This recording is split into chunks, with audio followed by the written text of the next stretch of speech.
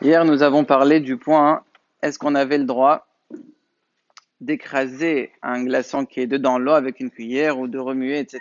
On avait dit que la masrana, selon le Shulchan Aruch, c'était assur. Maintenant, la question d'aujourd'hui, la première, c'est de savoir est-ce que si quelqu'un il a des glaçons dans un verre, par exemple, de boucha ou bien de coca, et il veut secouer le verre, et lorsqu'il fait ça, ça provoque que le glaçon, il fond plus vite. Est-ce qu'on considère ça ma'aseh beyadaim, et donc ça serait assur, ou est-ce qu'on dit non, bah, je ne suis pas en train de toucher le glaçon, je suis en train de faire de l'extérieur.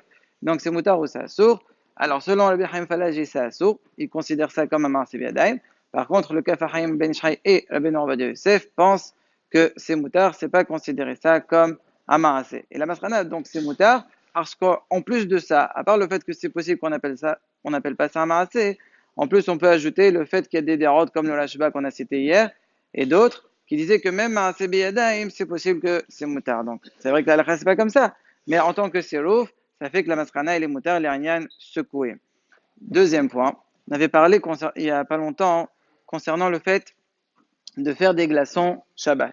On avait été massir que c'était moutard, mais on n'a pas parlé du problème suivant.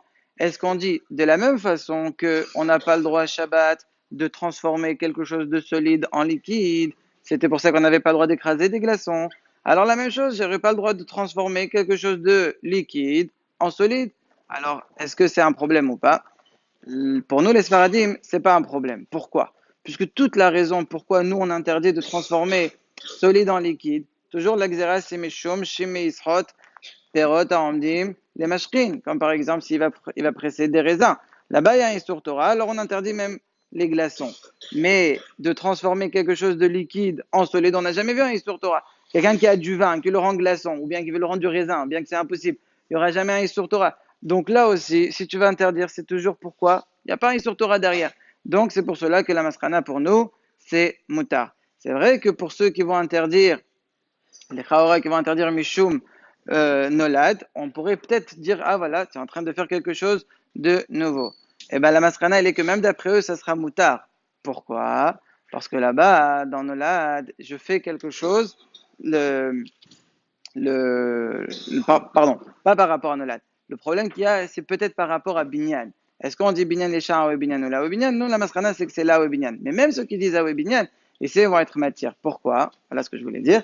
Parce que là, c'est Binyan Bigrama. Le fait, quand tu mets dans le congélateur, c'est pas tout de suite qu'il va devenir un glaçon. C'est quelques minutes après, quelques heures après. Et donc, ça s'appelle Bigrama. Et donc, même eux, ils vont être matière. C'est vrai qu'il y en a qui ont vu que Rabbi Yosef Haïm, il a interdit de faire une glace Shabbat. Alors, il faut être recherche les dartos. Il ne parle pas de la même glace. Il ne parle pas de la même façon qu'on fait. Lui, il parlait de quoi? Il parlait d'une glacière, sans courant, sans rien. Hein. Simplement, elle est à double fond. Entre les deux fonds, on met de l'eau, on met en congélateur, ça devient du glaçon. Après, je mets de l'eau, je mets du sirop, etc. Ce que je veux le rendre glaçon. Le fait que les parois elles sont très froides, la couche qui touche les parois, tout de suite, elle devient glaçon. Et moi, avec une cuillère, je remue. J'enlève la première couche et ça fait qu'il y a une autre couche qui vient. Et ainsi de suite, ça devient du glaçon. Donc là, c'est Marseille Biadaim. C'est plus Bigrama. Là, il y a des Hoshishim et donc ils sont Osrim. Mais faire des glaçons comme on fait nos bismanen en mettant au congélateur, la question, elle ne se pose pas. Dès que c'est moutard. Les Hanyan, on va dire des Hol, il n'y a pas de problème parce que on a le Hacham qui s'appelle Rabbi Shlomo Greenfeld, donc c'est le Marshag qui est l'élève de Hatam Sofer, et qui dit que les Hanyan, on va dire des Hol, tant que la Xéra n'a pas été claire dans le Talmud, on ne peut pas inventer une nouvelle Xéra. Maintenant, si le Shulchan Aruch dans Shin Kav, c'est peut-être le dernier point, il dit, si quelqu'un il a des glaçons par exemple, il veut les faire fondre pour pouvoir boire l'eau, il veut les mettre au soleil, c'est moutard. Pourquoi ça ne s'appelle pas un marasé? Il n'y a pas nolad, il n'y a pas molid, il n'y a rien du tout, donc c'est moutard. La question qu'on peut se poser est, quelle différence avec le raisin?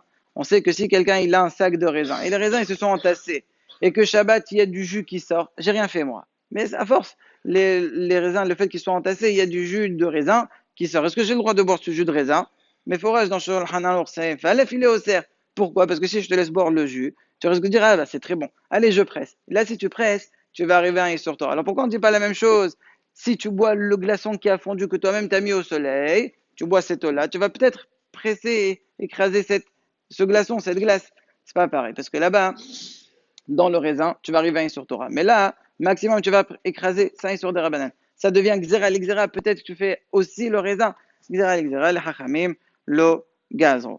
Maintenant, c'est vrai que ceux qui sont Hoshishim Mishum Nolad, donc c'est le Rama, ils vont interdire de prendre cette eau-là. Mais nous, qu'on n'a pas le Isur Nolad, comme on a vu, le Shulchan Aruch dans Shin Yud Haid, il avait dit là par rapport à la Panda qui n'a pas le problème de Nolad, ça sera Mutar. C'est vrai qu'on a le Kafahaim qui dit que si quelqu'un il veut faire fondre ces glaçons-là, il doit d'abord les mettre dans de l'eau.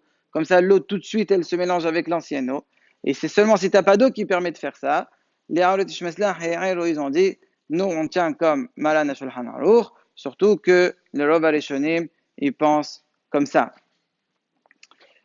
Concernant ce qu'on a dit qu'il fallait faire des glaçons, il faut préciser qu'il faut profiter de ça pendant Shabbat. Si il fait ça pour Sordal Varit, il y a un problème de Mechin, Mi Shabbat, Lahol.